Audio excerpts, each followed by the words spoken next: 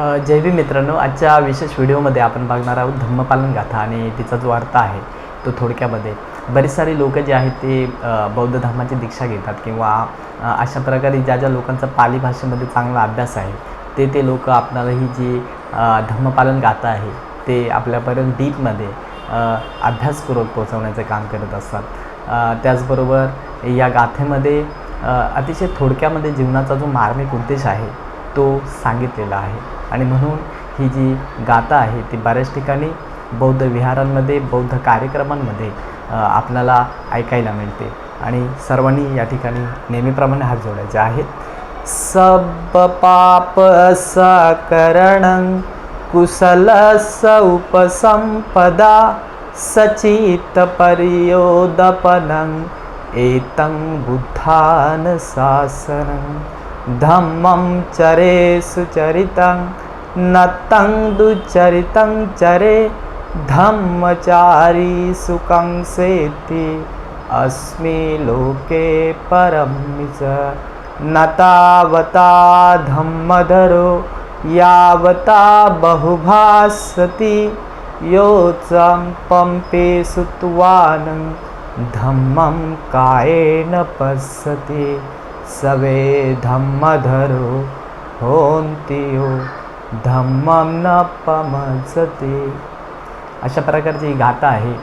यामध्ये असं म्हटलं आहे की सब पापस करणं कुशलस उपसंपदा, म्हणजे अशा प्रकारची जी पापकर्मे आहेत किंवा अशा प्रकारची दुष्कर्मे आहेत किंवा अशा प्रकारची जी वाईट कर्मे आहेत त्यापासून अलिप्त राहणं आणि आपल्या जीवनामध्ये सत्कामाचं किंवा चांगल्या कामांचं किंवा पुण्याच्या कामांचा संचय वाढवणे असं म्हटलेलं आहे. त्याचबरोबर सब पापस करण कुशलस उपसंपदा सचित पर्योदपनं एतं बुद्धानं शासन. अशा प्रकारचे जे शासन आहे ते बुद्धांनी संपूर्ण विश्वाला सांगितलेलं आहे. ज्या माणसांना आपल्या आयुष्यामध्ये पुण्याचा जो साठा आहे तो वाढवायचा असेल तर बुद्धांनी सांगितलेलं हे जे मार्मिक असं विधान आहे ते आपल्याला ऐकावं लागेल. त्याचबरोबर दानाच्या माध्यमातून, पंचशिलेंच्या माध्यमातून किंवा आर्य अष्टांगिक मार्ग जो आहे त्या मार्गाच्या माध्यमातून, स्वतःला ध्यानाच्या माध्यमातून, मेडिटेशनच्या माध्यमातून जर का आपण जाणलं तर अशा प्रकारची जी सत्कर्मे आहेत ते आपल्या मेंदूला किंवा ते आपल्या मेडिटेशनच्या माध्यमातून आपल्या शरीराला चांगल्या प्रकारची सुगती निर्माण करून देतात.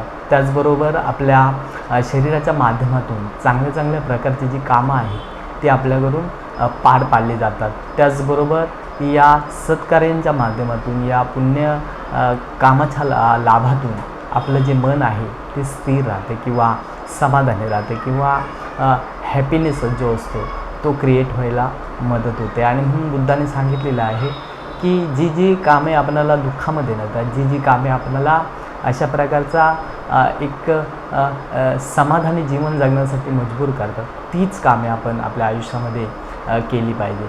आणि म्हणून असं म्हटलं आहे की सब पापस करण कुशलस उपसंपदा सचित पर्योदपनं एतं बुद्धानं शासनं धम्मचारी सुखं सेति अस्मि लोके परं च.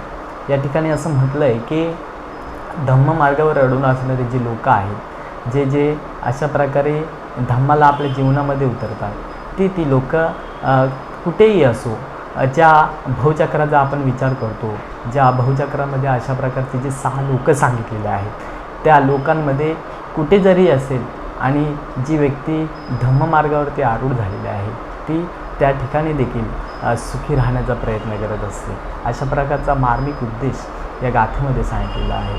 सब पापस करणं कुशलस उपसंपदा सचित पर्योदपनं एतं बुद्धानं शासन धम्मचारी सुखं सेति अस्मि लोके परं च. आणि म्हणून बुद्धांचा हा जो मार्मिक जो संदेश आहे तो आपल्या कायेच्या, वाचेच्या आणि मनाच्या माध्यमातून जर का आपण जपला किंवा अशा प्रकारे काया, वाचा, मन याच्या माध्यमातून अजून डीपमध्ये होणारी जी कामं आहेत ती जर का आपण चांगल्या पद्धतीनं जर का केली तर खऱ्या अर्थानं जे सुख आहे ते प्रत्येक व्यक्तीला लाभू शकतं. आणि म्हणून अशा प्रकारच्या दुर्गुणांपासून, अशा प्रकारच्या वाईट कृत्यांपासून, अशा प्रकारच्या दुःखामध्ये लोटणाऱ्या जर का स्थितीपासून आपण अलिप्त राहिलो, सतर्क राहिलो, तो खऱ्या अर्थानं तो व्यक्ती धम्मचारी किंवा खऱ्या अर्थाने ती व्यक्ती जी आहे ते धम्माच्या मार्गावर आरूढ आहे असं संबोधलं जातं. आणि म्हणून या धम्मपालन गाथेचा जो अर्थ आहे तो अशा पद्धतीनं आहे. आणि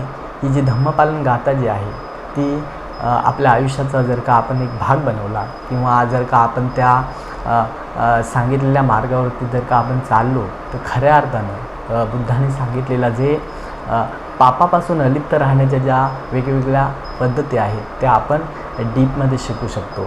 आणि म्हणून ही धम्मपालन गाथा जी आहे ती बौद्ध संस्कृतीमध्ये विशेष असं महत्त्व पटकावताना आपल्याला दिसते. आणि प्रत्येक उपासकांची प्रत्येक उपासिकांची ती जबाबदारी आहे की धम्मपालन गाथा समजून घेणे, पाली शब्दांचे जे अर्थ आहेत ते जाणून घेणे आणि त्याप्रमाणे आपण प्रत्यक्ष वाटचाल करणे असा या गाथेचा अर्थ आहे. तुम्हा सर्वांना हिताचा सुखाचा मंगलमय मार्ग मिळो एवढी सदिच्छा या गाथेच्या माध्यमातून व्यक्त करतो.